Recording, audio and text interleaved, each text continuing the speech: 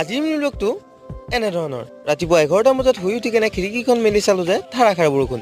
অৱশ্যে এই বৰষুণত শুই বা ঘৰতে থাকি ভাল নলগা নহয় আৰু বাহিৰৰ ফালে ওলাই দেখিলোঁ যে বৰষুণ এতিয়ালৈ কমাই নাই।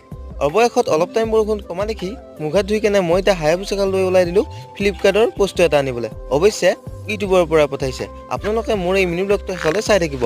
আৰু মাথৰে আহি কেনে সেই দাদাজনৰ ওচৰ পাই গ'লোঁ আৰু দাদাজনৰ ওচৰ পাই কেনে দাদাজনক সুধিলোঁ যে কিমান টাইম ইয়াতে অপেক্ষা কৰি আছে আৰু দাদাজনে ক'লে প্ৰায় আধা ঘণ্টামান তোমাকে অপেক্ষা কৰি আছোঁ আৰু দাদাজনক ধন্যবাদ দিছোঁ মোৰ এই মিনি ব্লগটোৰ জৰিয়তে যে ইমানখিনি মোক অপেক্ষা কৰি আছে।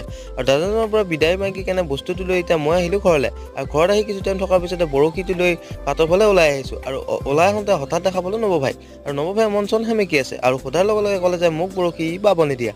অৱশ্যে হয়ো হয়, সৰু দিনটো দিন বৰশী বায়ে থাকে। আজি মিনি ব্লগটো ইমানতে এণ্ড কৰিছোঁ। নেক্সট মিনি ব্লগত লগ পোৱা আশাৰে বা कैसा लगा मेरा मजाक?